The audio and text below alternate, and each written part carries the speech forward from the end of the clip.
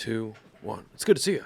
What's up, my dude? It's good to see you. It's been like a year and a half. It's the last time we did Too this. long since we sat down into the pod. Right. I've been seeing you a lot more out, which is good. But yeah, Thanks. too long since we sat down like this. Thanks. For Yeah, sure. dude. I mean, fuck. Same to you.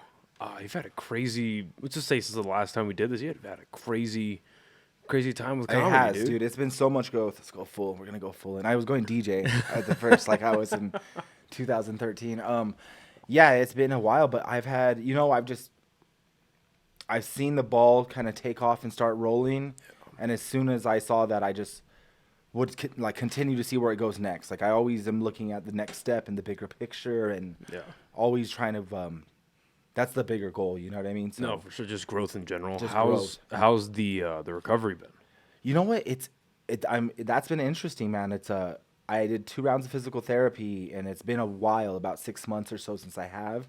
And some of the things have actually gotten worse, like some of the issues with my core, some of my mobility issues, how it's kind of throwing my body out of alignment. So I'm getting back into physical therapy and getting an MRI. All that's getting scheduled like as we speak. Cool. I've had scheduled the MRI twice, but the insurance keeps canceling it. It's so ridiculous. That's fucked. I'm sorry. Yeah, you think getting shot would be enough for them to be like, they're like, we need more. Yeah, We're right. like- Fucking pricks. yeah, so, but the stuff they ask for is kind of ridiculous. Like the first time I just had to give them more test results from the doctor and his opinion. And then they canceled it again saying I need to show that I went to physical therapy, which I already have twice. Right. So it's just that back and forth. That's ridiculous. It's nuts. Like, for all the negative that you hear about the VA, I will say the one thing is that I do it because our VA here is pretty decent. I've heard that. I've actually And heard that more recently. They've gotten a lot better. And, it might take you, unless it's like life or death or like immediate recovery type shit like yours, it might take you a minute, but if something's scheduled and you're there, they are going to give it to you. Yeah. Like they don't cancel, they don't do any of that. And they have a big enough problem because a lot of the veteran population, especially here in New Mexico, they're a lot older. You know what I mean? I think it's predominantly senior citizens. Okay. So, I mean, they probably have issues getting there. They have a lot of issues with, or the hospital has issues with people canceling on them. Yeah, but So I've heard that more and more, though. I've heard more and more friends say that the VA has been helping them out with various things. So. Yeah, it's gotten a lot better. I was able to, because I haven't filed for a disability or anything like that, but I think that's dead. But when I got back from a deployment, they gave me 5 years of free healthcare through the VA. Okay. Well, like free-ish healthcare through the VA. So that's been a blessing. And I just bring up the recovery too, because I mean, when you're on stage, man, you don't say you don't fucking, you know what I mean? It doesn't show. Thank you very much. Oh, yeah, for Is this sure. from the lovely people? It is. It's from our people, bro. Might as well Desert show them out. Relief. High Desert Relief, dude. It's my family from day one. Yeah, it's hard because I do have people that do tell me that see me still working out or see me still breaking. Ooh, that's nice. And they're like, yeah, hell yeah. Like, it seems like you made a full recovery. And I'm like, if you only knew, like, Right. Because I already had a torn disc in my back before. Yeah, and, you and mentioned that. It just made all the conditions like so much worse. Because everything was right here in the core, really. And so yeah, day to day you can't really tell, but man, like the pain that I deal with daily is nuts, or just like the uncomfortability that I'm always in. But I mean, it's still what I'm able to do. I always stay on the positive. I'm like, I still want to work towards getting my body as healthy as possible, but the fact that I'm able to do what I'm able to do, and even like the strides I've made in the gym in the last year, and how much I've been able to get back into dancing, like all those things really picked up, and I'm so grateful for that. But yeah, I do feel like when I dance, I have to like pick and choose my battles. Like if I do a hard practice, I feel like I got hit by a truck for like 4 days. I couldn't even imagine. And so I'm just like, you'll see the little dudes, bro, just throwing themselves around, and you like forget in your early 20s or when you're teens, like you take for granted how able you are to like beat up your body and do shit the next day. And I remember that with like snowboarding, and now like I went on a little bit of not even a long run for me. I did like a little 5K the other day, and the next day I'm like all rickety, and I'm just like, yeah.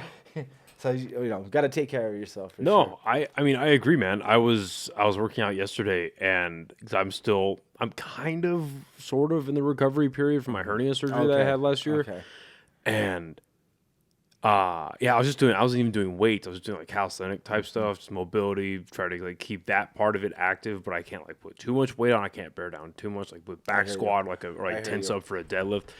So I was doing my workout. It's just like, fuck, I know how this feels. But again, pick and choose your battles. I could only fucking imagine what Zach is feeling. Fucking shit. I'm proud to announce that the podcast is now officially sponsored by the fine people over at Chop Chili Company. Guys, this is some of the best chili you can get here in the state of New Mexico, and they are online as well as in stores. They can be found at Smith's, Albertsons, Sprouts, John Brooks, and Lowe's Corner Market. They have 3 amazing flavors that you see here, and they also have frozen green chili that you can get online. Go on over to the website, chopchilico.com, and get yourself some amazing chili today. Podcast is now officially sponsored by the amazing people over at High Desert Relief, a premier herbal destination right here in the state of New Mexico. They have extremely well-trained and knowledgeable staff that are more than happy to help you find what you're looking for or try something that you maybe have never thought of. They have 2 locations here in Albuquerque, 1 in Santa Fe. All 3 will be listed right here and in the description of this episode. All 3 offering legendary products at absolutely legendary prices, including this awesome merch that they were so kind enough to gift me here. All of this can be found at all 3 of their locations. Again, big thank you to the guys over at HDR for supporting. Now back to the episode. It's completely changed the way I've had to like work out. And with doing that, now I'm able to do a lot more, like lift a lot smarter. You know, I still work out really hard, but I substituted some workouts. Like squats is one thing I used to love to do, but now instead I'll just opt out with, you know, a lot of leg presses and then leg extensions and just other stuff. But yeah, there's been some things because I have hurt some stuff in trying to recover. You know, you redo some things and as I said, trying to get that MRI. One of the steps they made me do, it sounds so funny as a dude, I had to go get an ultrasound. Yeah, it's a boy. Yeah, it's a boy. Just in case I knew you were wondering. No, it was so weird. That was one of the processes of them. Aim that a little bit. Yeah, it was one of the processes of them accepting the MRIs. They had to go do an ultrasound first, and it's so shitty. I found out I also had a hernia along my surgery scar, which I was like trying to avoid the whole time in the recovery was doing that. They said it was too small to operate on, so it's just like... Wait, so there was a hernia in your surgery scar? Yeah, the ultrasound showed that. So along the surgery scar. And then they also found, and this is like, gosh, this is like public shit for sure. HIPAA. No, I'm just kidding. But they found out that I had a fucking kidney stone and my blood pressure is like high again. So it's so shitty, dude. Like you think you're good, and you know what it felt like? I felt like my engine, like the dashboard just lit up, like all the lights. It was like boop, boop, boop. And I'm like, you think you're healthy, but like, yeah, you're like between, you know, you got to really... So trying to take care of myself as much as possible going forward because I got so much stuff on the road. Like I don't want to be on the road and some of these like issues start to plague me in some way. But, no, for real. Yeah, for sure. And you're like, so obviously want to fucking talk about comedy because you're like right there. Dude, it's weird because I see it with. When we wrap up, I was gonna say with your surgery stuff. I hope you're able to get the MRI like. Oh yeah. Penciled in for sure. But what my question, I guess, is I know some insurances do it, some don't. Has there ever been a conversation about peptides? Like you hear about like BPC 157 a ton. You know, I'm a little. I don't want to say illiterate if the word, but yeah, I don't really know too much about the science of anything behind peptides. That's something I'm a little uninformed about. As far as from what I can recall right now, is that they're basically different amino acids, and it helps your body. The whole goal is even though it doesn't look like but that is something I'd be like willing because different, but along the same lines. I was thinking of even looking into like stem cell, even though that's not talked about too much anymore. Well, it's like it's legal here, but it's not really legal because they only do like a specific kind of stem cell stuff, and I don't know a lot about that. All I'm saying is, dude, if I get peptides, stem cells, and a hair transplant, everybody better watch out. I'll be like Joe Rogan with hair. Imagine that. Imagine how powerful he'd be with a full do. Imagine Joe Coy with a full head of hair. Joe Coy. He's catching a lot of unnecessary shit right now, isn't he? You know, I don't. It's funny that you said that. I haven't really seen that, but I did see one thing today. Some comedian just kind of shit on him a little bit, but it wasn't like on anything specific. Yeah, it's just a bunch of people who love Taylor Swift too much, and you know what I mean. It's because he made some joke about her, and I guess the camera like panned right to. Because I just saw screenshots. Okay. So I guess the camera goes right to her. She's like visibly disgusted. But on the other hand, I don't exactly. I wouldn't peg fucking Taylor Swift as a comedy fan. No, not. You know what I not mean? at all. I just it doesn't, Not at which all. is not a bad thing. But you know, and then he made a joke about that, and then I saw some. This sounds very hypocritical. I saw some random girls on a podcast talking about some fucking Barbie thing that they were upset about. Okay. And it's like, okay, It was weird. I think the thing I saw was about his teeth. To be honest, somebody was like shitting on his teeth, or so I don't know. Yeah. But yeah, I'm really focused on this year, bro. Like, my biggest goal is just out of state stuff and potentially being out of here this year. well, dude, you went to Austin. Yeah, that was And great. But the first emotion was fuck yeah, but the second emotion was damn, I want to be there so bad. Yeah, I exactly. want to go. And I have friends, multiple friends I need to go visit and kick it with, but especially now that like they all know that I've been trying stand up, they're like, every time I get a text message that starts with guess what I did tonight, I play dumb now. I just go, yeah, what'd you go do? And they send me a picture of the Mothership. I'm like, that's what I figured. Yeah, I'm sure. That's what I figured. Yeah. But it's kick ass, dude. So you actually when you went out to Austin, you went on the open mic for the Mothership. Yeah, I didn't even know that was happening. I went for the Kill Tony show. I'm gonna check the cameras and shit. Yeah, go ahead. So I went for the Kill Tony show, and my buddy, Maverick, who lives there, he was like, "Hey, dude, you should just go sign up at Mothership. They do an open mic before." And I was like, "All right, well, I'll go check it out." He's like, "You could probably time it out and do both if you do get picked for both." So there was like over 100 comics literally just standing in front of the club, bro. It's like pretty chaotic, and there's just this table and a sign up, and I signed up, and then they put like a list back out about 30 minutes later. Like a call list, right? Yeah, they just like post it right on the front, and my name was smack dab, and they only picked 16. It was like 16 out of 100, and mine was like right in the middle. I was like number 8. So I was like, hell yeah, like for an open mic, that's solid, because that's like they're warmed up, but they're not kind of done with it yet. You know what I mean? Like that's a solid place to go. Especially for being an out of towner. Not that like I'm sure there were a lot of other out of towners there. You know what? I want to say maybe about 3 of us. Really? 3 of us, and the rest were all people that already like lived in Austin or in the area. Yeah. But all those people were people that moved to Austin. Every single comedian, I actually didn't ask, there wasn't one comedian I asked like, are you from here? And like, yeah, I'm from Austin. Like, they're at least from Houston or Dallas. Like, they're not one I've met from like ATX itself, but then I met a bunch from like everywhere else. It's become Mecca, dude. I mean, you're into bodybuilding. It's become gold. It really has. It's become gold like, Venice. But you know what? There's like a lot of misguided efforts, as in everything, right? Like, but with Austin, I think everybody does think the Mecca, and it is in a sense, but I believe that you still need to really be working on yourself and establishing your own, not only your own comedy, but your own platform. And I think a lot of those comedians that move there with that already in bounds have seen some success. But what you see is like when I went for Kill Tony, there was over 150 people that signed up for that. Yeah. You're waiting in a bar that they do a 1-minute open mic at the bar while you're waiting. Oh, shit. It's the most chaotic thing you've ever seen. 150 open micers, 1 minute, and the whole time everyone's antsy because they're waiting for the Kill Tony guy, and then he pops in and just yells out a name. It stops everything. It's like, dude, everyone freezes. Everyone freezes, and that's like, in the whole 3-ish hours, they maybe pick 6 or 7 names. Right.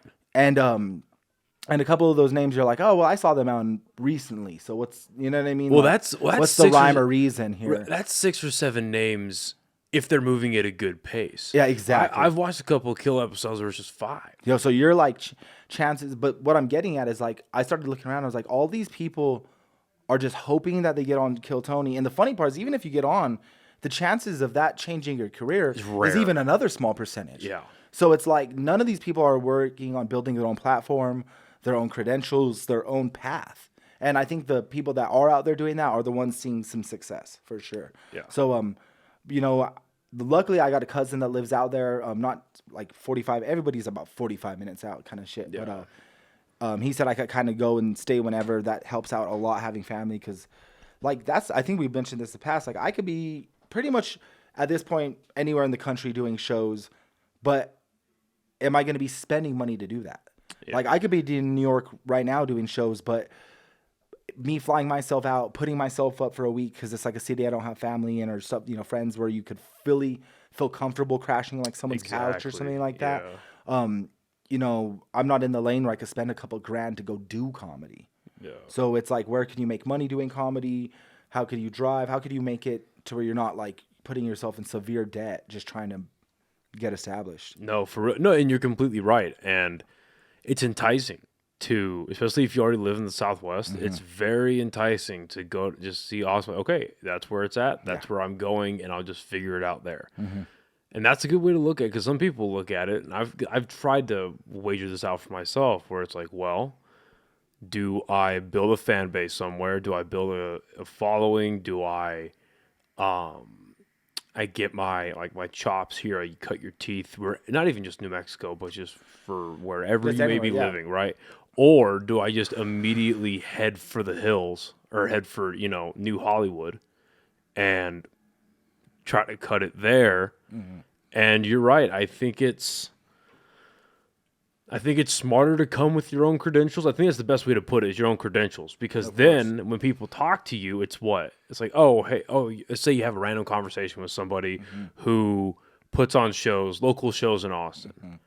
And they, hey, how long have you been doing comedy? Oh, just like a year and a half. And I just moved out here. And they're going to, what do you now sound like? It's like, oh, you came out, it's like, okay, you're just another open mic. Sound like everyone out there. Yeah, it's everybody else. Oh, no, so Zach Abeyta, how long have you been doing comedy for? Oh, this many years. I did da-da-da-da-da. Not that like you're going to build out a resume, but you're just going to say like... It sure helps, man, when people look up your stuff and it just, you know... And it's social media presence, you know, it looks nice. And luckily, like, going out to scenes and starting super blind without, like, anyone is a little tough. And that's why I always recommend people, like, comedy festivals are amazing, because that's where you'll meet comedians in other cities. Hey, when I'm in Phoenix, I'll hit you up. When you're in Albuquerque, I could get you on. Kind of give them that return favor. I think that's the best way, but like luckily Maverick was out there, right? And you're in a small fucking world. Best bud. So like that, the world really is who you know at the end of the day, or the vouch, right? So it's like, I could mess it, and you know, I did both ways, you know, because you want to do you want to cover all your bases. So I reached out to Maverick. He's like, these are the people to reach out to. They run this and that show. Hit him up. You know, you feel free to let him know you're my buddy. And then you know, he doubled back and he was like, this is my buddy. This is my buddy. He's gonna be reaching out to you. There's one thing, them reading my message, but when they see it from, like, same thing if we know each other, and I was like, hey, dude, you should for sure have Josh on, or whatever, you know, whatever who it is, and, like, you hear it from me, whether just, like, say he hit you up and you didn't know him, you're all like, this guy wants to be on my podcast? Like, I don't even know who this is. Like, so I think that vouch helps a lot. So making your connections and people that in your class and your level is going to really help you out when you want to start, like, expanding and traveling and stuff like that, because... Another example is like Denver's probably the city I put the most work into just because it's close, big city, great comedy scene. You know, I'll be there coming up February 7th to 11th, and I have 10 shows. And, you know, like 9 shows in Denver, 1 show in the Fort Collins Comedy for, you know, nice. Doing Comedy Works again, like an actual book show, not just like their open mic.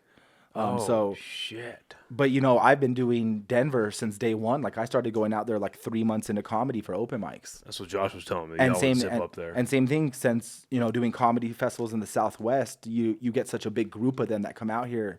You start to meet them so much, and you see them year after year. And, you know, you go up, you still got to prove yourself. You got to bang on the shows and kill it. Yeah. But luckily, I've put a really, like, good work into that scene, and it's paying off because, like, I just put together a great run and continue to do next I'll probably do Phoenix, go back to Austin, and then New York's after that, which is great. But like I said, you know, that's something I got to save up for, you know what I mean? I know people out there, but nothing that I'm going to be like, I'm going to be on something like giant, I'm sure. It'll be, you know, a lot of cool independent stuff. Well, that's coming though. It is. Yeah. It seems to me that you're really starting to reap the benefits you've been sowing over the last years and years and years of work. And talk about knowing people and just networking, and because I mean, New Mexico's tight as it is, right? So if you meet people here that are more than likely to go out and do things like out of the state, it's weird how even if you're in that like 100-mile vicinity, it's like how many of the New Mexicans went there and how many. Oh yeah, you know what I mean? for sure. I get So, that all the time. talk about a small world. About Maverick. So Maverick and him were in the Navy together. Oh, okay, yeah. He's Yeah, still yeah. in. Yeah, yeah. So this is like maybe 4 weeks ago, maybe. So like usually every Monday, but if it's not Monday, on Tuesdays, every Monday night I'm watching Kill Tony. Oh yeah. Right. And so like around 9:30, 10 o'clock at night, I'm sure they fucking hate me. I'm down here laughing my ass off working on the podcast and watching Kill Tony. Well, like 3 or 4 weeks ago, I'm in the kitchen getting food together, and Joey goes, "Hey, do you know this guy?"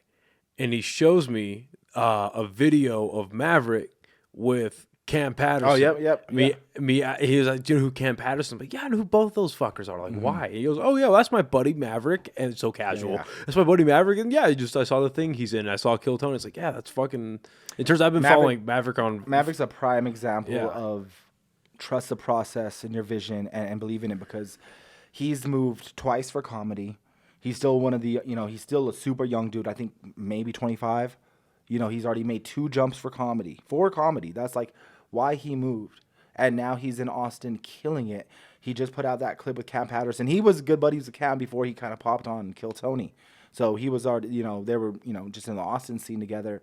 And he has another video, which, it's crazy because Maverick's so humble. He doesn't put a lot of this stuff out there, really like kind of, hype himself up too much, but he just threw out another really fun one with Bam Margera and the Danger Cats from Canada.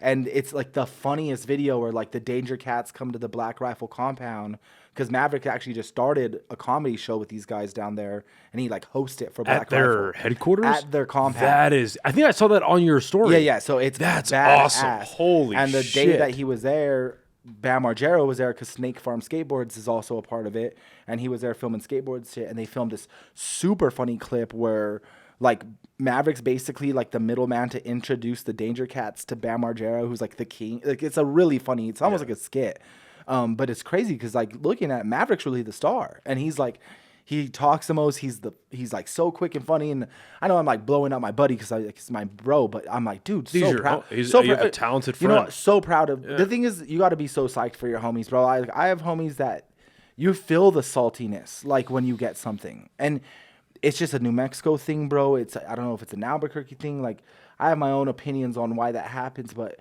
when I see my friends get stuff, I'm psyched, dude. I'm psyched, and because at the end of the day, another friend, this is like rising tide raises all boats, bro. And your lane is your lane, and it's gonna happen for you when it happens. You got to work hard no matter what. But when you see your homies, like you got to celebrate that stuff for sure. Well, their success doesn't take away from yours. Not at all. It doesn't. Not at all. Especially if you're on this. I mean, not that entertainment, goes against each other, but if you're on the same team. Yeah.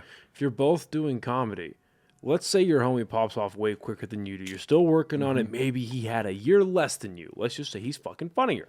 Because comedy, who's the funniest is king. So what if your friend pops off, and then because you weren't a salty dick and you were genuine with your praise, genuine with the recognition, like, hey, I can get you 10 to 15 minutes on this really cool show. Yeah. Don't you want to be friends with other talented people? And do you want to be talented with people that are the shit? I mean, I do. Yeah. You know what I mean? And you got to, like I said, you got to be psyched for people. That's like the biggest thing is like, And not just for personal Yeah, gain. I want to for make sure, I want to for make that sure. a thing, For right? sure, of Like course. build genuine relationships, but like, is it not an added bonus? and you just like can never know. Come Like on I now. know that's one of my closest dudes and comedy buddies and stuff, but like my favorite show in Austin was that Black Rifle show, and it was by a whim, right? Like I did the Mothership. I did Creek in the Cave, which was super dope venue as well. Nice. I had another Thursday one that was like a fun, like independent, like small black kind of black box theater style room. But Wednesday I didn't have anything, and Maverick's like, hey, he's like, I got this little show, but it's like 2 hours south of Austin. But if you want to make the drive with me, you could do it. And he's like, let's just this thing for like Black Rifle coffee. Bro, that's literally how he presented it. Literally. I need to meet this guy. This And is I was like, awesome. yeah, bro, I don't have nothing. I'll make the cruise. Like, it'd be cool just to kick it nonetheless. And like, we take this cruise. We go to this place called, and I know I'm botching the name, but it's like Bernie, Texas. It's like spelled kind of weird. And we get to this like compound, and this is like huge wooden doors with like a black rifle, and it just opens up, and there's like 4 houses and this like crazy auto shop. And we pull in, and he's like, yeah, Bam Margera was here skateboarding yesterday. I filmed. I'm like, what? And we go in, and they're like, yeah, like Travis Pastrana was here burning out last week. And it just looks like it's like Texas Disneyland, bro. It's like cars burning out. You go to the gym. It's so Texas. They have a full gym in there. And the gym, you know, like normal gym plates go up to 45. Yeah. This is some Texas shit. I've been in so many gyms in my life. I've never seen this. They had 55-pound plates. Beautiful. Just to be like, it's Texas. Like, we're going to go a little bigger. Like, it's so funny. You carry around that yeah, pussy like 10-pound weight? No, thank you. I guess they have a pretty big podcast, and I feel bad. I think it's like Nobody Cares Pod. I know. I don't. Yeah, it's something along those lines, yeah. There was also another really cool dude named Francis something, who was like a Twitch streamer and shooter. They had a really... But we ended up doing this comedy show there, and it was almost all for like ex-military and people from this like little small town. And it ended up being my favorite one. I got to close it out, and it was a killer show. Everybody rocked it. And Maverick's like, just to let you know, everyone's like ex-military. They're like, and not just ex-military. They're like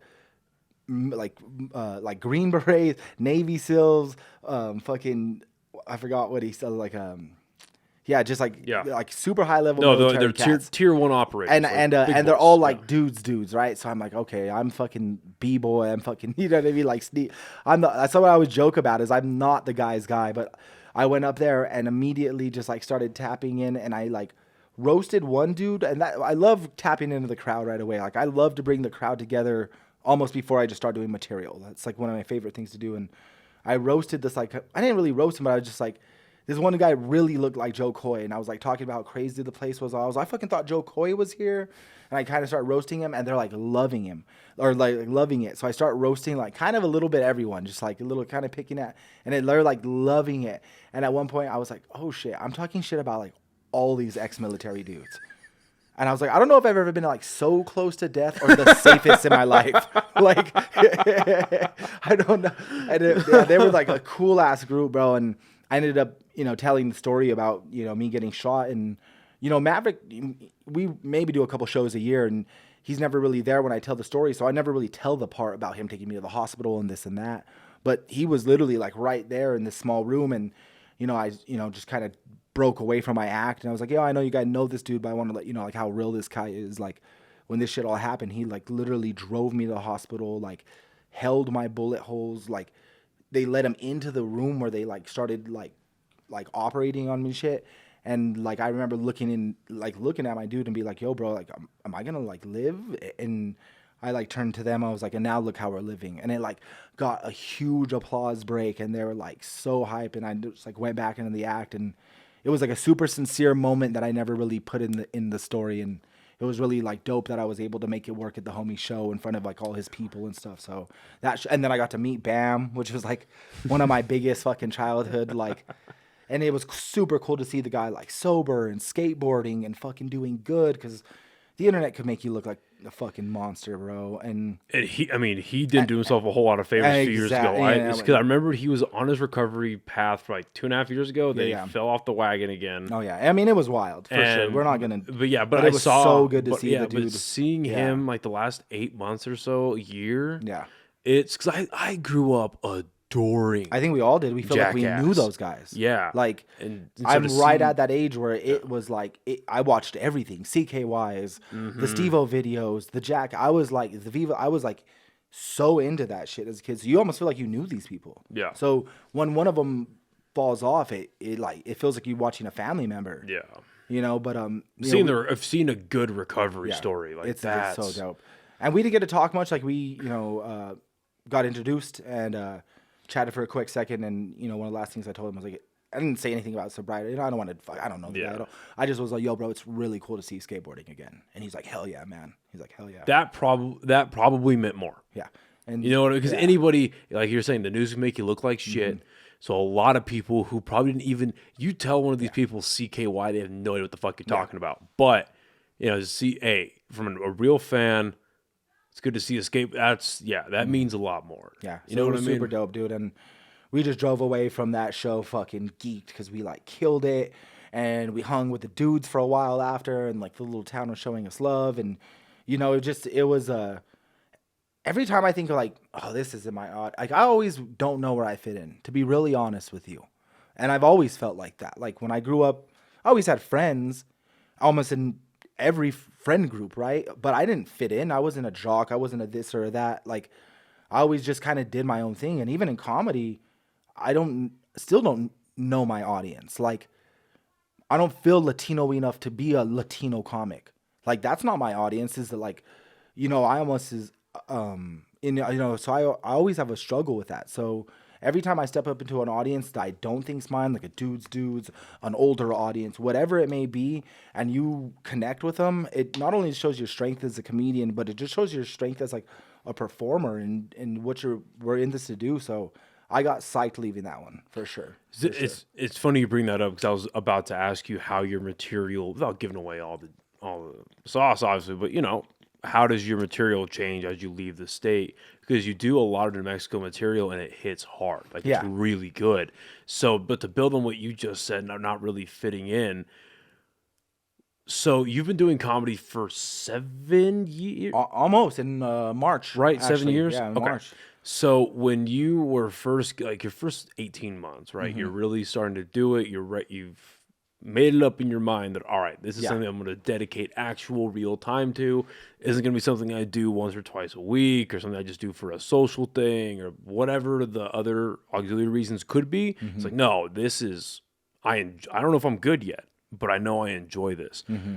And as you started integrating yourself into the community, did you find that you were kind of, even if sometimes you didn't feel like you were fitting in, you're kind of like you were allowing yourself to kind of be a chameleon in that way. It was like, oh, okay, well, I know I like doing comedy. Most of these guys seem pretty cool. Now, how do we like blend the two?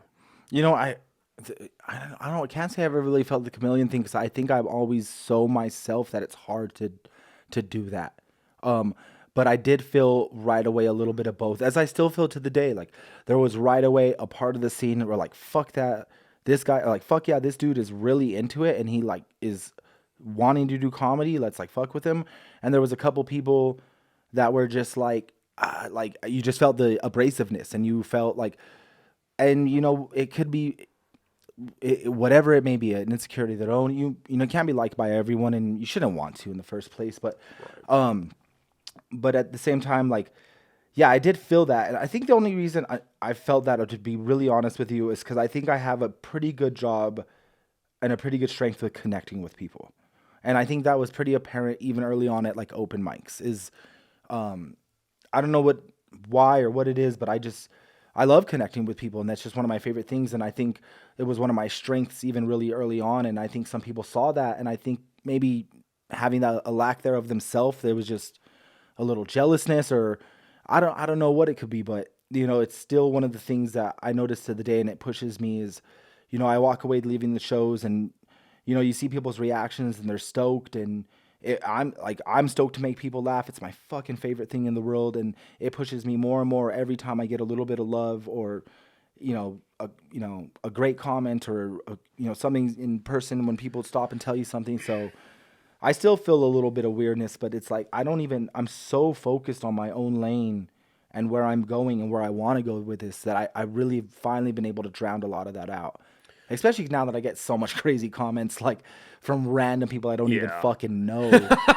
Just when a video surpasses like the people that follow you and know you, you're just gonna start getting wild fucking shit. And the funny part is sometimes it's not even me. Like sometimes I'll get like comment fights where it'll be like a comment and another people, and I'll get like a political fucking fight off like a green chili joke. Yeah. Like it'll be like, I'm like, sometimes I just kind of sit back and laugh, but so I'm really focused in my own lane. And, I have a few people in my pocket that I love to work with and I love to use and a few friends out of state that luckily like your class, right? So do you mind if I... Oh, of course, partake. Right away, I started doing festivals and going out of state right away. So right away, I started meeting other comedians in my class. And as I've grown, my friends in these other states have grown as well. So their shows, you get better, they get better, your shows get better, their shows get better. You start off, they're putting you up at, like I got my show at the Sandwich Shop. This year, they're like, hey, now my show's at Comedy Works.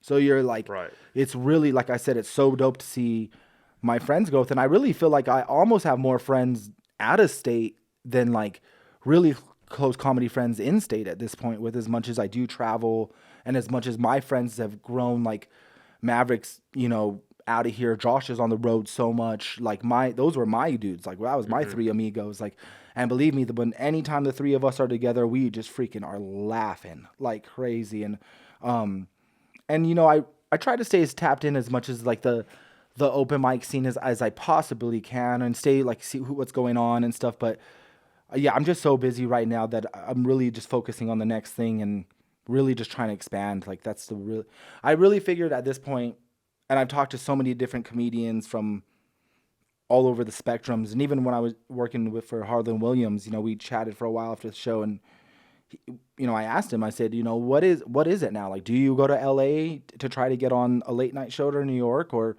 is it all in your, I pulled out my phone, it's like all right here. And he's like, honestly, it's different. It's all right there, and I think we're lazy, and I think we know that. We know the answers of the question. We want people to tell us something different. But you want validation almost. But you also know, like, yeah, it sucks. It's crazy because it's easier and harder than ever, right? Because it's in our hand.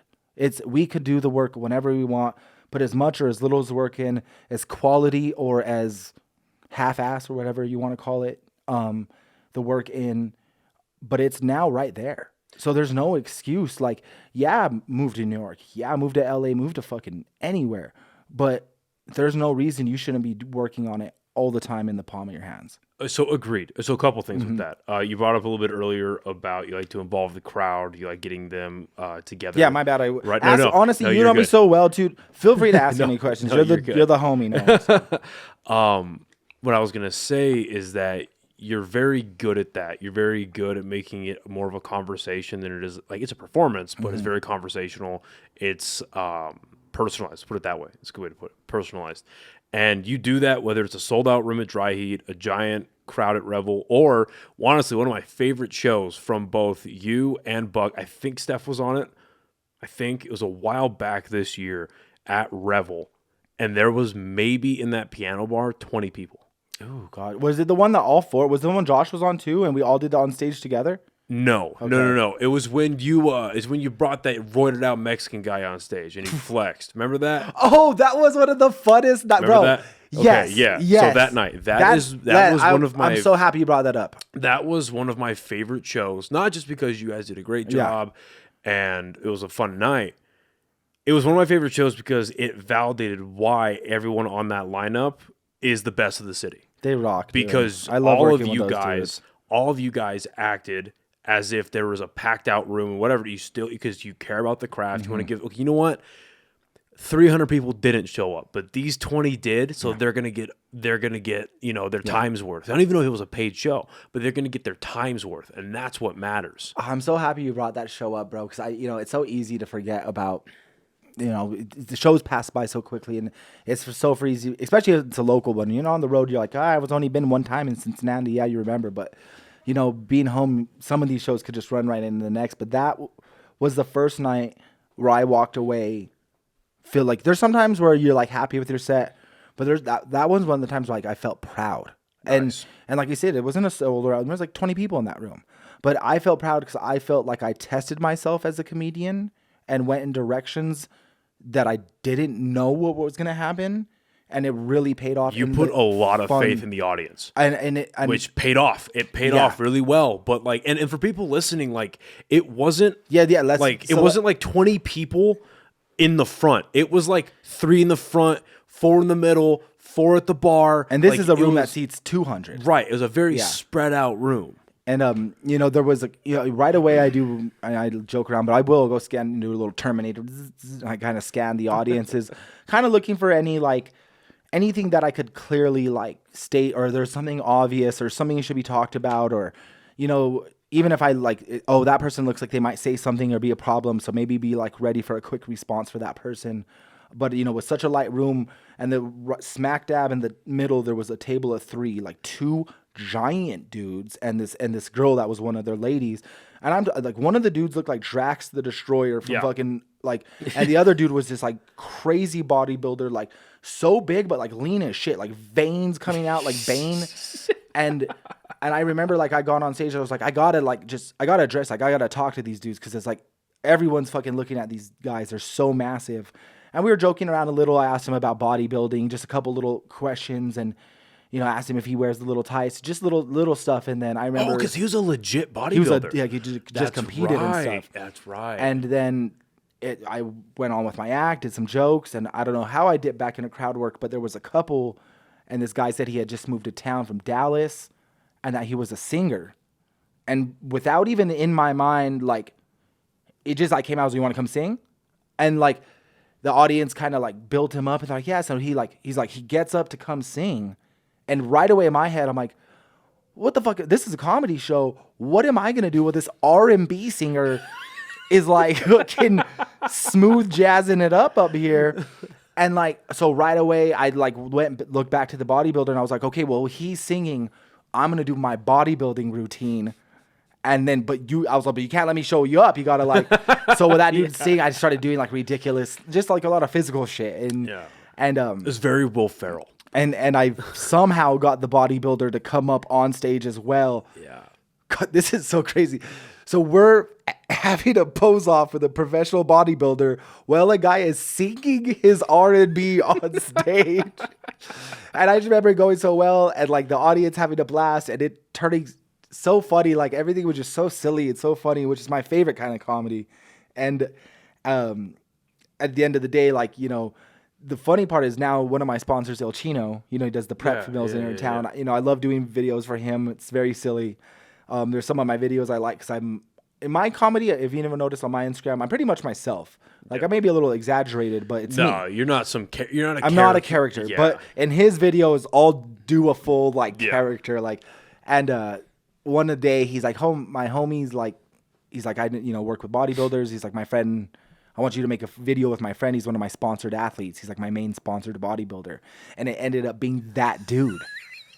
And we made the funniest, like, and I got to sit down with him and talk to the dude. It was crazy. Actually, he was a professional MMA fighter before he was a bodybuilder. Oh, shit. And I had like this really cool conversation with the dude. And now he's like super down to make comedy videos with me and shit. Like, so it's so funny. But you know what? That really made me happy that that's something that stood out to you because I remember driving home. Because I'll be honest with you, I do have a lot of crowd work bits. Yeah. But they're almost like planned out. They're still bits. Right. So I'll find someone to lead me into the bit that I want to do. Right. You know what I mean? So it's like crowd work and it looks unplanned. But I kind of know where it's going. But that's the art of what you're doing. And sometimes I'll take it in a different direction depending on what they say or exactly. But that was the one night, and I've done it a lot more since then, where I really just is like, let's see where I could take this.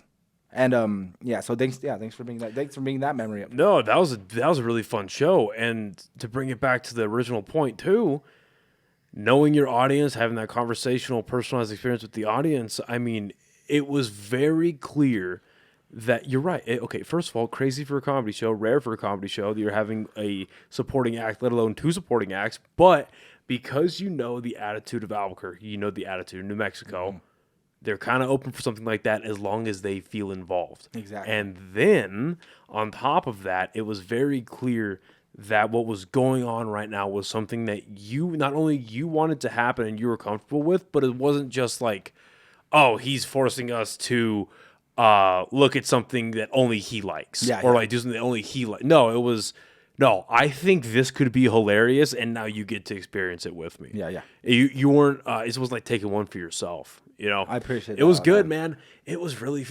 That was a really good night. And then you said you had a couple other ones.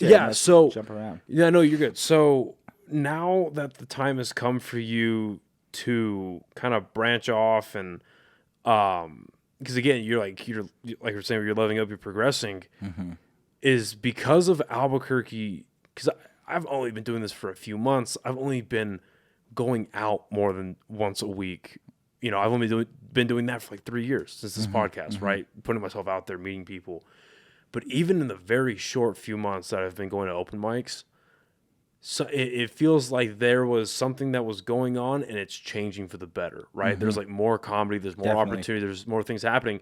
Is it not tempting to stick around a little longer? And, I'm so happy you and almost like max out what you think because again, you'll never do all you can do because Yeah. you don't know what all is. You can't Exactly. Generally And speaking, you can't define. But what I'm and there saying, was a point where I thought I might have done that. Like there was Yeah. a lot of accomplishments that I've marked. Right, there was a lot of belts notches that I felt like I hit. And but yeah, I'll be honest with you. Before with the obvious one being the Cantina, right? It's like, oh, that's a new club. That what Yeah. if I'm already not? You already got voted the best. I mean, that was one of the reasons I was going to move, just to be closer to a club that was bringing in bigger acts. Right.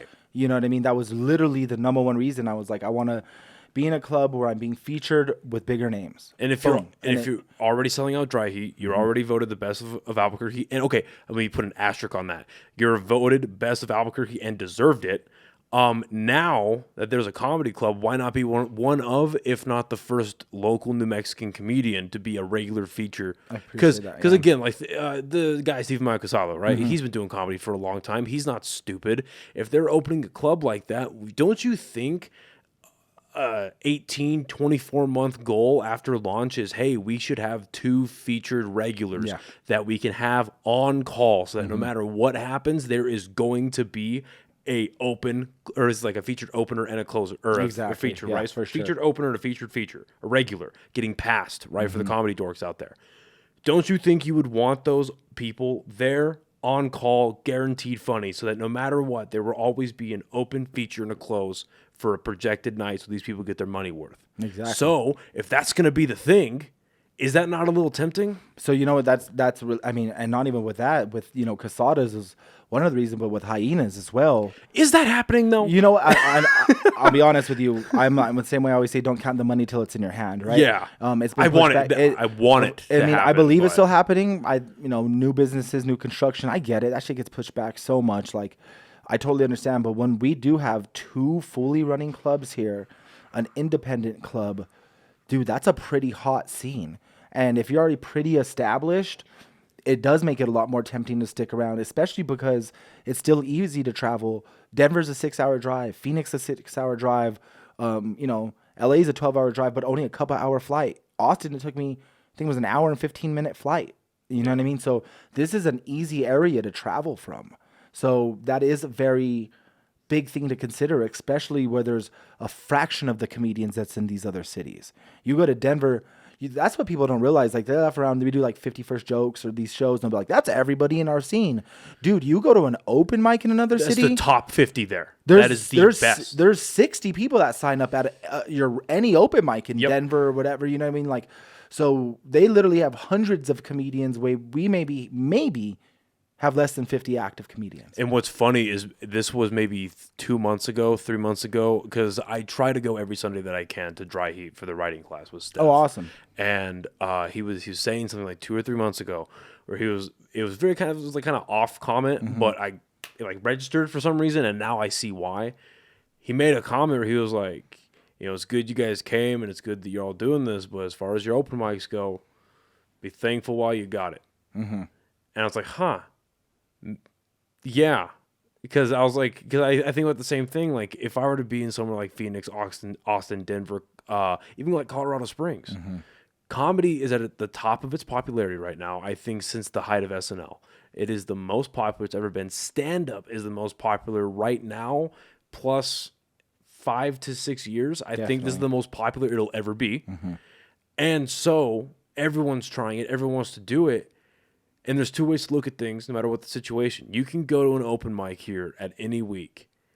And I see it changing. It's one of the indicators, right? Is I notice it's changing, but at least like a month ago or so, a month and a half ago. And I'm sure it was like that well beforehand, because again, I'm brand new. You go to an open mic and they're struggling to fill 10 to 15 spots. It's like you just said, you go somewhere else where there's only 20 spots and 50 people want to get on it. Well, you better hustle your ass down, because the next one starts in 15 minutes. Yeah. Maybe you can do that. 30 minutes. Maybe you can do that. Maybe. And there are maybes. Yeah. And so. And a lot of times in these other cities, like, luckily, and I know it's hit or miss, but like, at least you'll get up in some open mics where there's some people at them. Like, a lot of these open mics in big cities, it's only comics. That's how it is literally here too. Yeah. To be fair, with the exception of maybe 3 to 8 patrons at a brewery or a bar. Exactly. It's all comics here, but especially it's all comics over there who have a chip on their shoulder. Yeah. And they're different. like, it's so different. So, I imagine that energy is different. It's like people that are trying to claw to the top. Mm-hmm. And I think this goes back to the point you're bringing up, where it's like you should probably take advantage of what you have. You have home field advantage. Do something about it, and build the base where you're at. Exactly. Build the base where you're at, and I think, but don't ever forget the bigger picture. The bigger picture, I mean, I don't know anybody's comedy goals, but my comedy goal was to do this. I'm not trying to be like fucking, Kevin Hart. And I think that's funny because people always say that. You trying to be Kevin Hart? You trying to be fucking, or whoever the biggest. And like, no one is going to be that. Well, but it's like, I don't know, because maybe this is one of the only optimistic parts of me. Why not? You're right. You're right to look at it like that. You know what I mean? My not to be goal, delusional, of course. But my goal is like, and definitely feel like I'm on my way there, is to start building a big enough platform where I could at least sell tickets in any market. Like, I want to be able to not have to worry about going to a city and asking a buddy to get on their friend's show or a guest spot. I would love to just get to the point where you build enough of a base where you could go to a show and just sell out your own show, whether it be a smaller market or whatever. But that's I think a more realistic way to look at things these days. So, and that's really what I'm doing. I started targeting my material really towards New Mexico to start selling out here because that's where I'm at. Now I'm trying to make it a little bit more universal, Southwest, and just universal in general to finally start moving tickets out of state, which is like definitely the goal. Well, it's the smart thing to do. And so again, when you do start thinking about this long term? Oh, my bad. Getting back to what I was saying, is there any part of you about that's like, hey, maybe an extra 12 months, 18 months isn't that long? I mean, that's exactly what I'm doing right now. Is that I was getting to the point where I was about to just dip, and I'm looking for another place for another 6 months because it is cheaper to live here. The comedy opportunities are picking up. I'm still traveling. I really honestly believe that I'm traveling more than if I lived in a big city. Because if I lived in a bigger city where I was paying more rent, that would inhibit me from being able to go out of state more to travel. And let's be frank, you are getting picked here because, again, your talent is non-negotiable. However, you're getting picked out of a smaller pool here. And I don't know what it is about New Mexico, but I can assume that for some people, it's like, oh, yeah, we have an out-of-stater from New Mexico. It's like, oh, what the fuck is New Mexico? How they do comedy? They laugh in New Mexico? Especially when you bang. Like, when you bring it, they're like, oh, shit. And going back to what you said, like, about my material being a lot, like, very home-centric. And when I go out of state, when I, like I said, I analyze my audiences. When I'm at home, I will use my tools to my advantage. Like, I will use strong new or old references that I know that they'll connect. But when I'm out of state, the approach I take more is, instead of like specific references, I more teach the culture, right? Because like, it's still who I am. And I think a lot of the bits are still really more about me than New Mexico in general. It's just, that's where I happen to grow up. That's where I happen to get all my, experiences and life experiences from. So when I go out of town, I just kind of teach the culture a little bit more and set up the jokes with a little bit more like reference and background than nailing at specific references. And luckily I'm still able to, use my ability to connect with the crowd. Or what I do is I do my research a lot too, and I find out like what parts of that town I could use like references from that town to make the similar joke. So I'll find where's like the busted neighborhood, where's like the fucking the this or that, where's like the convenience store everybody's gonna know, like, right? Because when you go and say all sups in a place that you know what I mean, they're like, what the fuck is that? So it's more kind of doing your research, teaching your stuff if you still want to tell like your bits, because a lot of my bits are just really based about me and my life experiences. I really don't tell too much like political current event stuff. I really don't want too much stuff that's gonna like phase out, or I feel like in a month I can't tell that joke because it's not popular in the news anymore or something like that. Right. I want to tell stuff I feel like that's nostalgic and connects to people, and even if it's not like New Mexican Latino stuff, it's still like, oh, I forgot about that as being a kid, or I remember that. Like, that's my favorite thing in comedy. I think my favorite feeling to give an audience member, and you can almost see it in them, is when you like bring something up or make a reference and like, oh, I forgot about that. And you could feel like the core memory unlock. You know what I mean? Like, I think a prime example is I do a joke about the state fair, and I talk about state fair rides, and I talk about like the UFO that spins around, the gravitron. And you could see in the audience who like lights up when you say that. And then I kind of tap in a little bit more.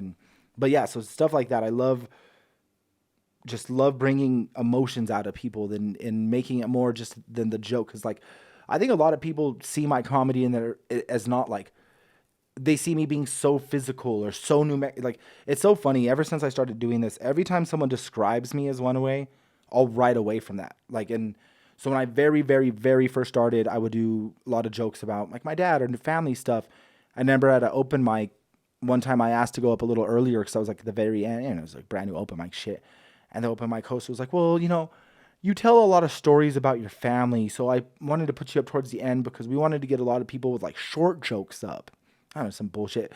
So I started going away from that. And as a b-boy, this is at the time I wanted to encompass more of my physicality. And like, I didn't just want to start breakdancing in the middle of a joke for no fucking reason, but I wanted to Tourette's show, acting up.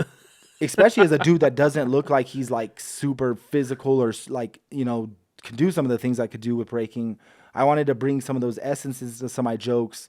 And I've always loved physical comedy. Like, I'd say my number one influence is probably Jim Carrey. And that's like, you know, ultra physical comedian. And I remember one time, you know, a couple times I would get intros from people and they're like, this next comedian bounces off the walls and he's like freaking, and I just would go up there and sit down. And for like, and so every time I would like go away and, you know, and now people will be like, I don't know if it's because whatever success I've had here in New Mexico, people I feel like always want to give me every like matter of the fact except that I work hard and I'm funny. They'll be like, oh, he has a good following on Instagram, or it's just because his friends come out to it. It's like every excuse except for he works hard and he deserves it. Yeah. And so like, you know, every time people will be like, oh, he just does this, I always go another way and not prove them wrong, but prove myself wrong, that I'm not just like, No, you're proving yourself right. Exactly. That you are someone that works hard and is funny. Yeah. No matter what industry it is, I hate hearing that excuse. But I've heard that in person about people in the scene that I enjoy and that I'm friends with. I'm like, oh, I keep my mouth shut because I'm not trying to start something at a bar right now because obviously you've had too much to drink to say that's too loud. But I'm just like, okay, well, that's why. Like, for instance, my buddies in the slums of Harvard, I was having a conversation on the podcast with, I think it was with Leroy, their lead singer, and he brought up something just like this where, you know, there's a lot of bullshit and there's a lot of drama and nonsense that happens in that music scene. And he goes, well, yeah, but, you know, like, we acknowledge that, but that's why us and the couple other best bands in the city are up here talking business and everyone else is down here yelling at each other and bickering and spreading rumors and talking shit. And then, you know, then they're trying to punch up to the other guys. And it's like, dude. It reminds me of that meme I saw the other day. Maybe it hits so close to home because I am a b-boy, but I saw this meme and it's like, it's all, imagine not liking me and I'm just at home trying to learn how to break dance. And I was like, it's such a good, like, encompassing, it's such a good, like, funny analogy of being like, imagine just being so in on your own lane and not focused on anyone else and like, being worried about someone else or someone being worried about you and what you're doing. And that is a really funny way to look at it. It's just stupid because, well, for one, you're displaying your personality to your peers. Because you talked about earlier, comedians have classes, right? Whoever's starting out at the beginning, who's within, you know, probably plus or minus 6 months of themselves. Your class. Yeah. Right. So you're displaying, if you're doing that openly, because, again, I have negative emotions with people all the time. But guess what? I keep that shit in. Because it's stupid. It's useless, A. And B, it's stupid to fucking project that. So let's these people that are doing that. And they're going to people that they think they're friends with. They go to whatever. People they think they have this relationship that maybe they don't. Like, hey, this guy's kind of a piece of shit. Hey, this guy's, you know. And so, first of all, you're displaying your personality to your peers. So that when your peers that may or may not be better than you, like we talked about earlier, get up, you're not going to be the first on their call list. Because they can't fucking trust you. A. B, I think shit rolls downhill, but the smell goes up. So what happens is the people above you that, again, are maybe already doing features. Maybe they're already getting opening spots and building relationships with promoters. Maybe they're going out of state and meet. All right. So they're going to smell what you're doing down there. Bless you. They're going to smell what you're doing down there and be like, okay, so can't trust that guy. Like, it helps. And then you obviously got some unresolved shit then if you're really taking it to the point of, well, I clearly, because, again, to make a statement like that about somebody, you don't know them, probably don't even know their last name, but you don't know anything about them. You've never broke bread with them, never hung out, whatever it is. And then, you know, you, I just lost my train of thought. But you're just, what does that say about you? Exactly. Right? Where it's like you're just gonna talk shit because they're displaying a better product than you. I get the comedy's fucking tough. And I was talking about this with Trip. I think my first real bomb, because I've bombed on open mics. I've bombed on my second show. Like it's a thing. Like, but I think I haven't done my first like real, like eat shit bomb. Half the crowd doesn't like you, like the real nasty bomb. Yeah. You know what I mean? And where was I going? I just lost my train of thought again. Oh, that's some good shit. That's some good shit. I was talking about how people act like that. And I talked about the first bomb, and I lost my train of thought. My point is that it's just not a good idea to be that person, and it serves nobody. Again, a high tide raises all ships. Yeah. And I just don't see a world where you have that mindset about you and it works out. Yeah. I think a lot of people forget, like in comedy. Oh, comedy being brutal. I'm sorry. Comedy being brutal. I haven't experienced the full brutality of comedy yet. I know that for a fact. But the last thing that's going to help me is me looking at people that are better than me and being like, fuck them. Yeah, exactly. And you know what? And you're just doing such a great job. You're a really cool dude. And luckily I've got to know you a little bit over the years to see Likewise, that. man. You know what I mean? And like, I remember a thing I heard, I don't know where I heard this fucking podcast or whatever, but they say, you know, don't just worry about being funny, but it's like, what if your goal is to like move up in comedy and to not just have this be a local hobby, if you want to move up into clubs or move on to higher tiers of comedians that you want to work with, you got to not just be like a funny person, you got to be a good hang. You have to be a good associate. You have to be easy to be around. You have to be you know, which is another tool that I think people forget. Like once you start opening for people and you're in the green rooms, you don't want to be this like awkward energy. You want to be able to fit in, and you want to be able to be someone that someone wants to be around. And again, for people listening, that's not to paint a picture that comedians are pretentious. They just be cool. Yeah. You could be, I mean, and I think Kill Tony is the greatest example of that. How many people with like mental disorders or disabilities that are handicapped or they're whatever, but they're all good people. Yeah. They're all funny people to hang out with. Yeah. So, you know, that's like the biggest thing is like work on your act, but also just like, you know, connect with your scene, connect with your out of city scene, your surrounding scenes, and also just be a good hang, like tap in as much as possible, build your connections, provide great comedy. Do you know what I mean? That's really be funny. Yeah, be funny. That really is. I think being a good person is good. Yeah. But you don't even give people in this community. I feel like you don't give people the opportunity to actually meet you unless you are really funny, or at least they can tell you're trying. One of those two things. And you know, another goal, and this is not everybody wants to like your style of comedy is your style of comedy, but I think, you know, a great bit of advice is like right when you get on stage, you want to be likable in some essence. Like you want the crowd with you. Yeah. And I think a lot of people don't really realize that. Like you are, for that however amount of minutes, 5, 10, 15 minutes, you are taking these people on a journey and you're the tour guide. But they have to feel like when you're going on a tour, you want to feel like you trust the tour guide. Like you got to feel like you're with them. They got to feel like you're with you before you can start roasting them, before you could start even getting too personal in your own life. Like, and that's another reason why I established that, like, take so much time establishing that connection with the audience before I go into my act, because I want them to fully be with me, whether direction I take it being crowd work or just material, serious or super silly. So that likability really helps engage them in like being with you. You know what I mean? So instead, like if you have a great roast for someone, fucking do it. But build up the audience and that audience member for you for that. So don't just be like, hey, this idiot in the fucking stupid shirt. Like you're going to lose that person and everyone. Yeah. But if you build up that person, if you build up the audience, and then you could start picking apart a lot easier. And I think a lot more comedians would have more success if they just worked on like some of these other parts other than just the joke. There's so much more than just the joke when you're on stage. And I think a lot of people forget that, especially early on. How soon in your career did you figure that out, that would be a tool that would be necessary for you?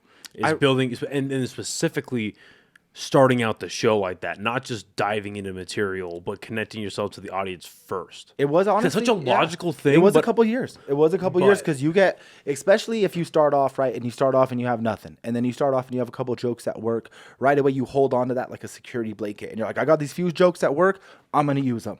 But then you're not really building anything around that or with that or up to that, and especially, and then the longer you build an act that works, the more comfortable it is just to stay there. And I think it was a Ron Funches quote where he said it himself. He's like, I'm testing myself out on how long I could be in the moment. That's what he said. How long can I be in the moment before having to go into material? And I was like, oh, I really like that. I want to try that out. So I almost look at it as like when I go up there, I'm almost like a quarterback in the pocket. So that first part, I'm like really just in there.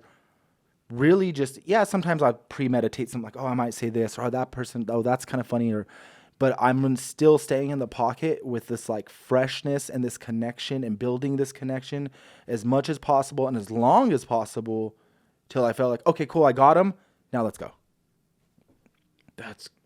Again, like I was saying, that's really obvious. It's one of those things where it's like, it's so obvious, but it's not until you hear it. It's like, that makes, because it's like almost, I hope this analogy sounds as good out loud as it does in my head. It's like you have to seduce the audience. Yeah, right. So it's really funny that you said that. Like you don't just walk up to your girl like, all right, let's fuck. You do. No, you do. Just like you don't walk up to an audience like, all right, let's laugh. It's like, no, here's why you should laugh at me. Here's why. Mm-hmm. Okay. You do. That is great. Yeah, I remember Mulkey told me one time, he's like, when you're really in the zone, it's almost like you're flirting with the audience. And I remember when he told me that struck another chord with me because I didn't even realize my playfulness until then. You have to be like, and some people are different, right? Like my style, I find that I can't be as like, it's not as I cannot that I can't be, but it's not as successful for me if I'm like right on the nose, super dirty, super blue comedy. Right. Where I have somebody that works great for. And is that your personality? No, it's in not real either, life, but it's not either. You know what I mean? Yeah. So, but like when I am playful and kind of bounce around and still alluding to, I'm like playing safe. I'm still being a little wild, but it's more of like that playful, flirtatious, controlled chaos. Yeah. And it does work a lot more for me, and I have a lot more fun with that anyway. Well, 'cause imagine if the only, for whatever reason, that the only way that you could do comedy is you get up there and you're only dirty, you're only blue material, and you're maybe borderline like aggressive about it a little bit, and you have to play that character, that wouldn't work for you. Yeah. It's just not your personality. Just like in the same way that I'd expect Chuck Parker to act super bubbly and super whatever, because he does it, but like in a twisted way. Yeah. Like in a weird, like darker, like, is he going to make me laugh or is he going to stab me kind of way? But either way, I'm here to find out what happens. Because he's mastered that down, because that's probably just a small exaggeration of who he is in real life. That's just his personality, more like dry but self-aware. And it just that makes perfect sense, because the audience, generally speaking, especially like let's say like a public show, right? Not necessarily it's like an open mic or a comedian heavy show. It's like a don't tell that happens here, or what goes on now at Casados. The audience is gonna know if you're lying to them. They can smell your bullshit. They say, okay, no, he was not in a gang. No, this guy did not. Right? It's you have to be a bit of a salesman, and of course, not all jokes are the truth. The majority of them aren't, but if it's not coming from a real part of your personality, it's not going to work for you. And this is something I'm curious about now too. When did you find your voice? Because that is the biggest note that I get, is that I'm very thankful for this. I'm not saying this to brag, but I'm very thankful that one of the most positive ones that I've gotten consistently is that I look comfortable on stage. Okay. I love that. Because I feel like that takes years for some people. Yeah. But then on the other hand, the most common negative criticism that I get, other than you're not funny, is you don't know what your voice is. You know what I mean? Like what your stage presence is. Tell them, fuck you, dog. Hey, you don't even have half a personality. You and your girlfriend have been doing the same thing on Friday for the last 7 years. She has to dress you like a toddler. Fuck, no, I'm just kidding. Oh, Jesus. Oh, but you get what I'm saying, Yeah, right? be like, you got a neck tattoo because you don't have a GED. Get the fuck out of here. But how's soon or how far after starting comedy did you really start to find your voice on stage? It was like, oh, this is still authentic. This is still who I am, but I get to project to them what I am. I get to tell them what I already know about me. I think every time you take more and more chances and those chances pay off, you get more and more comfortable being more and more yourself on stage. And I think we're always an essence of ourselves, but we're always, and sometimes not. I'm trying to be very much who I am on stage. And when I walk off stage, I want people to know who I am and remember who I am. I don't want them just to remember a bunch of random jokes. Like, I want them to feel like they know. Who was that blank because that's what it's comic? going to connect with. Right, like, right, that's right, what you're going to remember is like, you're going to remember someone, not something. You know what I mean? Yeah. And that's something I really worked on right away is getting more comfortable with my voice to the point where, but I'll be honest, I'm 7 years in and I don't know if I'm still fully right there. I could say I am. I could confidently tell you as a friend I am in conversation, but on stage, I still think I might be getting there. I feel more comfortable still all the time. Well, as talented as you are right now, wouldn't that be kind of sad if this is the best you get? Come on, you know what I mean? Yeah, You should be growing into it more. You should always be growing Dude, it's into it. yeah, and it's so crazy to see your strides year by year and see how far you take it. And if you don't take those chances, right? If you don't take those chances, whether it be new material, building and lengthening material, taking chances with the crowd or wherever it may be, like, yeah, I do definitely feel like I've seen a ton of progression and it's not stopping anytime soon, for sure. That's what matters. And again, it's like if this was the peak of it, Yeah. for anybody at any point of their life. But that's not my if personality. that Like was the I would peak. freak. Like that gives me extreme anxiety just to think that. Yeah. Like I have to keep moving, keep building, keep growing, keep Yeah. surrounding myself around people in those bigger things. Like that's what keeps me like psyched, bro. Like Yeah. if I'm doing the same thing, I feel like I'm going crazy, and it's why even some of the reasons like as I continue to stay in New Mexico, I have to continuously create new things and bigger opportunities, or else I feel like I'm like, you know, the definition of insanity is doing the same thing over and over and expecting different results. Yeah. And so like my thing is always just building out something bigger, you know.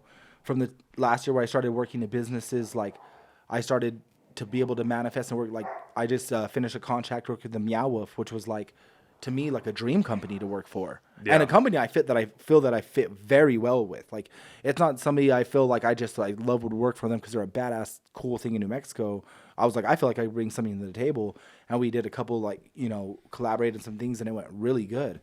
You know, I have some other local sponsors that I really enjoy working with, and that's something that was like not an option a year ago. Like having some of those local supports, like High Desert Relief, you know, go back to them. They were my first sponsor before any followers, before sold out shows, before whatever it is. They didn't look at it like that. They were like, we support like what you're doing in the vision.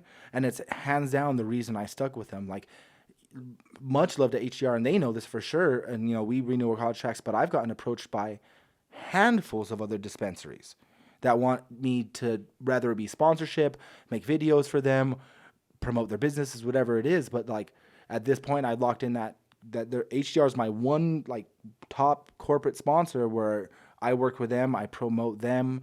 You know, I could still perform at other places, but I can't promote other places, and I'm totally fine with that because of how they've like supported me and been like super family. So, and that's because they get in on good talent early. Yeah, for sure. No, I was psyched to see you, like, bro, and that's the thing, like you're on the path yourself. You know, just keep working hard. Know that there's always a bigger picture. Like you know, doing it great. Like, look at your setup here. This is fucking awesome, dude. Fucking Batman. Thanks, man. I like how it's but I like how it's a bunch of Batman shit. Can I take this off? Oh yeah, it's a fucking battering, dude. Yeah. Bro, if I could take it to the South Valley right now and become a vigilante, I could fucking. I'll stop a dude fucking stealing a catalytic converter right now with this fucking just like. That's funny. Batman, I just get arrested. They just think I'm some crackhead in a mask. Which is fucked because this is what I look more. Give me these guys because this is like 2020. This is 2023 me, right? I was in It was dark. You know, we were going through some times. I was heavy in my emo phase. I was doing a lot of goth shit. I got the studs. But, you know, I'm lightening up for 2024. All right? I'm bringing out the fucking camping gear. Jason got a Stanley. No one talks about that. Stanley axe, Stanley machete. And we're really going to step it up this year, dude. Yes. That's funny. You're a funny motherfucker, man. I don't know. It's no, but all jokes aside, they're a great company, and yeah, I had that same thought when the conversation started with things. I am very thankful for Chop Chili. That was a fucking mind blow in itself. Oh yeah. Fuck yeah. Because I think they found me through Ashley. And because she had done stuff with them, and Ashley's the shit. Yep. Yeah, and they saw her podcast. So I think that's how that happened. Mm-hmm. But I'm forever indebted to her and Zane, the guy who runs Chop Chili, amazing company. And now I can lump HDR in this conversation that both of those happened way sooner than I ever thought they would. It's so dope. And then it's so dope. They are, and explicitly with HDR, we just had this conversation like 2 months ago, a month and a half ago. They are huge supporters of freedom of speech, no censorship, no whatever. As long as you're not, acting a real fool. Like HDR is the best. Let's put it like this: if you want to put 5 pounds of muscle gains on them this year, you need to shop at High Desert Relief. Okay, if you want to get in touch with your third eye this year, High Desert Relief, right? Top shelf greenery. What else? That's just they're amazing company. They are ran by fucking awesome people. Sabrina's the shit. Yes. The owners of the shit. Big Howard Stern fans. Apparently big podcasts and fans of me.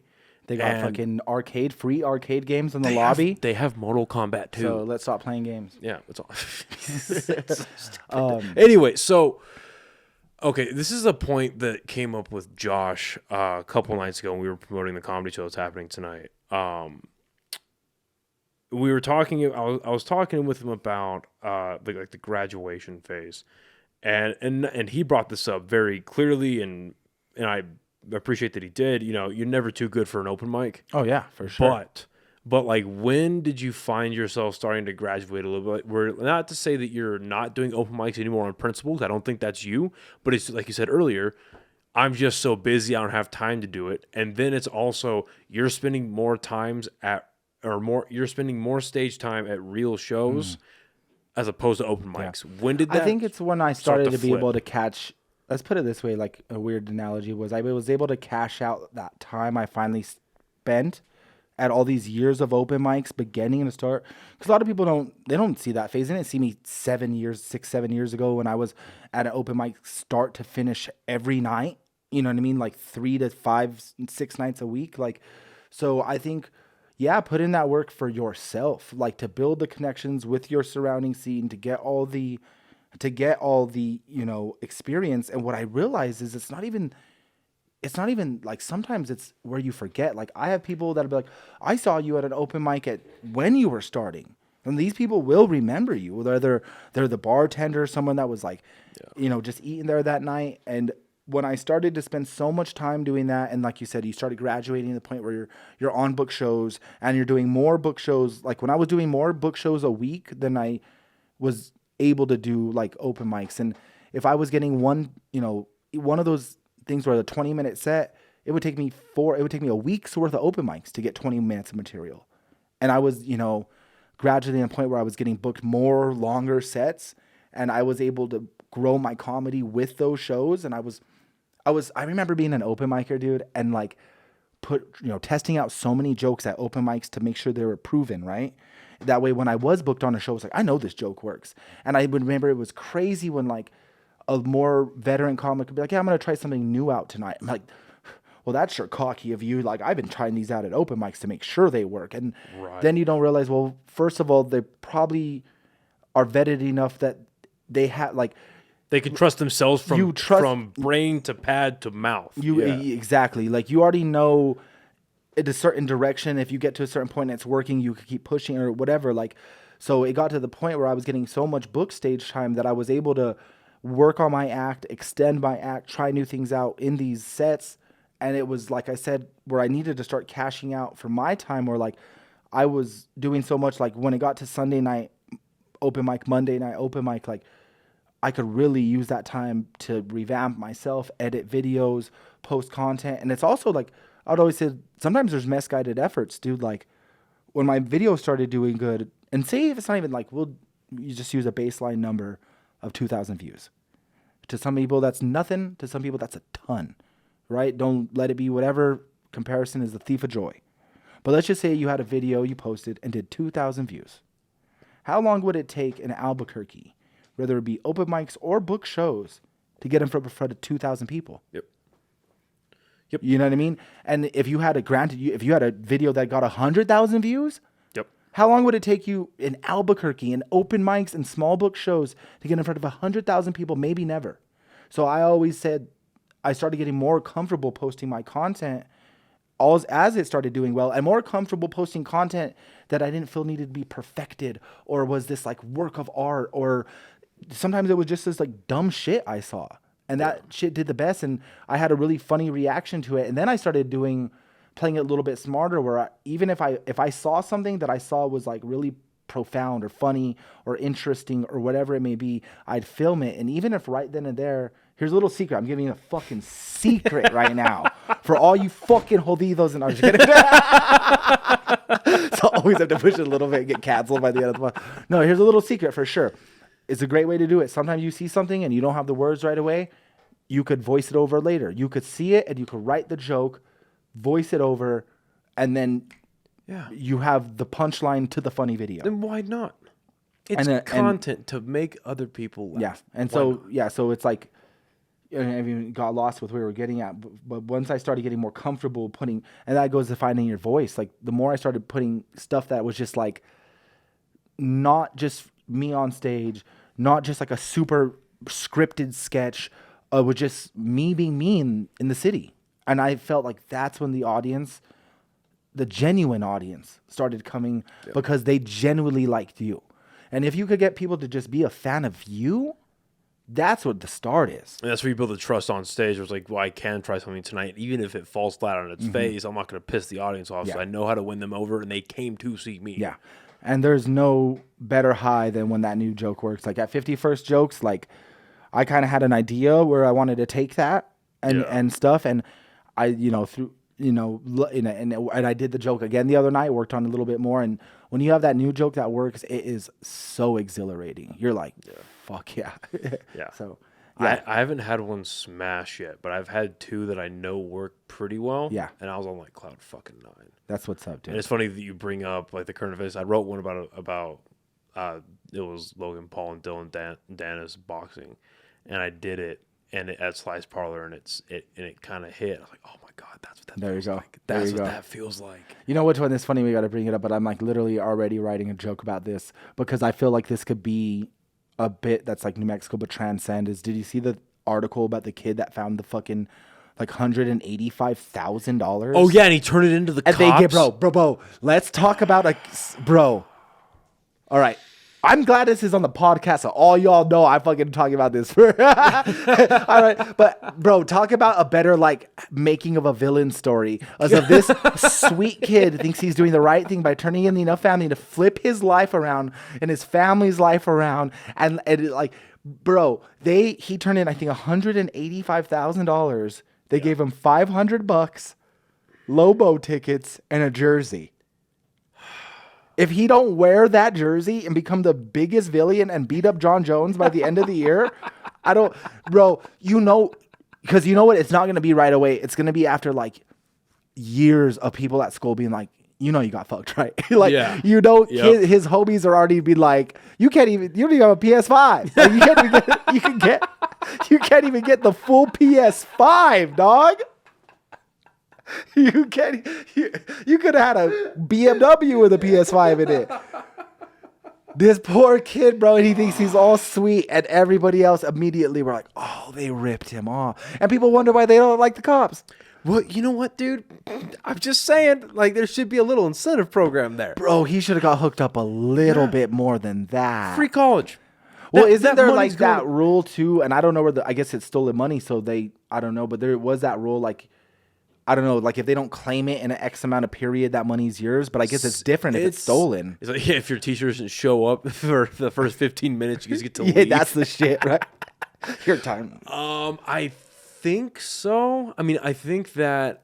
Well, I mean, if you just find, especially if you're a kid, play up the kid part. Yeah, that's how you didn't have a cool uncle. Some cool uncle's like, hey, listen, you're a kid. They're gonna let you get away with it. I think it's because I've always came like my dad was such a hustler. Like there was no way we would have. My dad would have been like, we'll turn in like $5,000. I found $5,000. Yeah. I don't know where the other 175. Like, no, like I just don't even. I think that's so funny. And yeah, bro, that's a fucking. That's I feel like a joke that's like, it's gonna hit. I feel like that kid's gonna get talked about for a while because that just hit. Shit. That's good. Ron Bell's gonna get involved, bro. If Ron Bell, if you want to be a fucking hero, get this kid some money back, bro. Right. Get off your stilts in your shoes. Take the lifts out of your shoes and get this kid his money, Ron Bell. Have you ever seen that guy in person? He's wild, dude. Dude. Yeah, he's like Albuquerque leprechaun, bro. If you grab him by both shoulders, he has to give you $50. If you see him in an Albertsons and you grab both of his little shoulders, he has to give you $50. Ron Bell. So I had heard stories about him, and let me see what time it is. Okay, I'll say this before we wrap up. I used to hear stories about him because a buddy of mine's dad, back in like the late 80s into the 90s, was a bouncer at some of the TDs. Mm-hmm. And they would always see Ron Bell there. Ron Bell would always be doing blow, and they'd always bring fucking 18-year-olds in there and shit. That's wild. Right? And then he paid off the owners and all that. Right? So anyway, flash forward. This is like 2016, 2017-ish. I'm working at a restaurant late at night. We close at 11, so I'm already doing all my closing stuff, all that. It is 10:53. Ron Bell walks in with, like, I think they were his two kids. They look like they're in their mid-20s. Mm-hmm. A son and a daughter, or a guy and a girl. And he walks in, and the only reason we sat him is because the money he'd spend, right? Okay. I think that dude had, like, a fucking, like, and this wasn't an expensive restaurant. This is at Pelicans. Okay. Right? Still a nice restaurant. Yeah. Nice, but not like, you know. It's not like ridiculous. Crazy fine dining. Yeah. So it was, I think his whole bill was like $260 or something for 3 people. Yeah. Are you fucking kidding me? All right. So he, and I got a pretty generous fucking amount of money out of it. Okay. But I remember I was bringing bread to the table. And I had the bread basket in one hand, so my hands kind of more spread out, and I've got the plates here. So I put the plates down, and he was sitting right here. And as I put the bread down, he was, "Oh, thank you." And I was like, "Oh no, okay." But I got over $100 out of that. So that's good. So he fucking all right. There we go. I'm this way. Ron Bell will grope you, but he'll tip you well. But he will. He'll hit those fingertips up. You should have interlocked with him. You should have fucking that lawyer power. You should have put a loaf in your bread and let him grab it, and then interlocked his fingers and squeezed it down. And you need an assistant. I'm looking for a 4th part-time job, please. Listen, man, you're always a fucking blast. Yo, thanks for having me on, bro. Thank you for coming back. It's been a real privilege. I think I've been seeing you do comedy now for about 2 years or so. Okay. I think. Yeah. I think the first time I forget where the first time I saw you was, but I think it was about 2 years ago. I think it was at Rebel. That sounds about right. Or maybe it was at a Red Door open mic. It might have been. Could have been. Yeah. Anyway, point is, it's been a fucking real pleasure watching you grow, man, over the last 2 years. It's sick seeing all the success. Before we get out of here, where are your upcoming dates? Where are you going to be? Sure. So because this will be out on what's today, Monday? This will be out on Wednesday. Sweet. So my next Albuquerque show is January 19th, Dry Heat Comedy Club. I have a crazy good lineup.